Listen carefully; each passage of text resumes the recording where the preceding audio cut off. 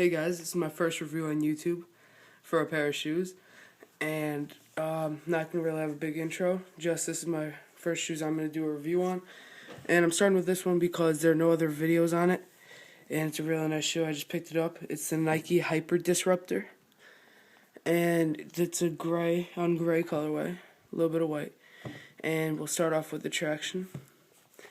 Throughout the shoe, mostly is a herringbone. And this is a first impression, no real performance review. Do it like Netwing. Like, first impression, like what you think, and then a performance review, but not 40 hours of play, maybe a couple games. So, mostly herringbone in the back, in the heel right here, all the way around is herringbone, except right here, the older Hyperdunk, I think the 2010 had these. I'm not sure if they're like used for what the Mellow has, how they flex out kind of when you have impact with it, but they're just there. It could be used for a pivot point, and in there's Nike Zoom in the heel, and Zoom is probably my favorite cushioning behind the airbag or whatever. I don't know, I'm a big man, so the best cushioning I can get is what I look for. Mostly traction, though. I look for traction. It's got like a waffle pattern right here in the middle. I don't know if that's going to be good or anything, but you don't really run in the middle of your foot at all. It's mostly for cutting, like keeping it thin around the center, I think. And up here is just different herringbones, shallow and deep. And that's my dog barking. I'm sorry if that's distracting you, but that's just my dog barking. And it looks like a pretty nice traction. It's got full herringbone also, mostly throughout the shoe except for the waffle patterns and 4-foot zoom. It's visible right there. But right here it's better to see. You can actually feel it too. But that's the traction. The midsole, I think. I don't know. I'm not too good with the parts of the shoe. I just know like the aspects. It's dark gray-ish. It's not really a regular gray like the rest of the shoe. But I'm pretty sure it's just a Phylon. It's really plush actually back here, you can feel. And it's this for the midsole, I think it's called, throughout, and then the front of the shoe, obviously the toe and everything. But that's all for the midsole, I guess. And then for the toe box area, it's a fused material, like the Hyperfuse and everything. This is a Hyper series shoe, so it's got to have some of those materials. But this whole shoe is pretty much just mesh with a little bit of fuse. Like, fuse is right here to here, and then a little bit right here, and then thicker parts are here. And it kind of has the design, kind of reminds me of the Hyper Chaos, or the Hyper Mayhem, or whatever you want to call it. Kind of like the LeBron 9, I guess. Like how it goes, I don't know, just like the Nike swoosh and everything just reminds me of the cut of the LeBron 9. Not really the looks too much in person. But I have to say, in person, these look so much better than they do online.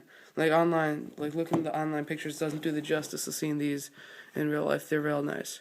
But getting back to the shoe, Nike swoosh, just mesh right here, mesh is under the fuse. Mesh in the toe box mostly, mesh tongue, and mesh right here. And in pictures, this is gray. This is more of like a darkish gray. I don't know, it's kind of hard to explain. But it kind of looks like maroonish. Not really the dark color, but like a light version of the color maroon. This is a heel cup, I guess. It's not really a full heel cup, but it's good enough to keep your foot locked down. I tried these on, did a couple jumps with them and run. And these have really nice lockdown already. So, I'll tell you that much. The tongue, just, I don't know, it's mesh. It's got the Hyperdisruptor, it says on it.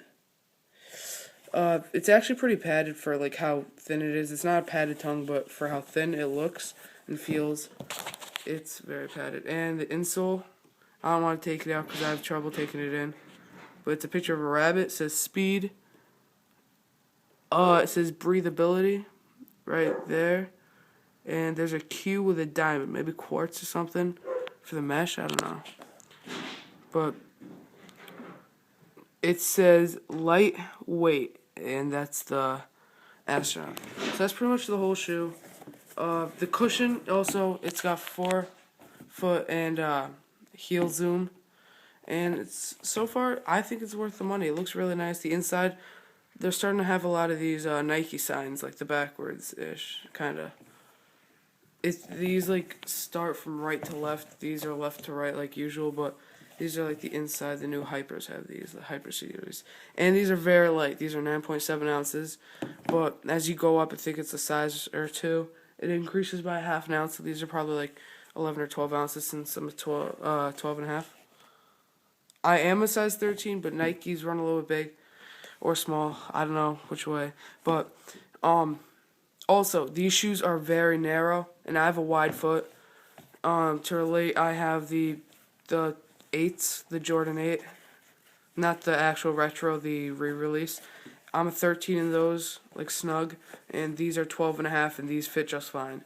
So, half size down, if you're good with like a nice shoe, you go, other than like any Nike, even though these do fit. I have a pair of Nikes for basketball, the Hyper something, or no, the Air Max or something, Air Baller or something, and yeah, those are 12 and a half, but these fit smaller. So if you got a narrow foot, these are fine, but if you got a wider foot, go half size down at the most, or at the least.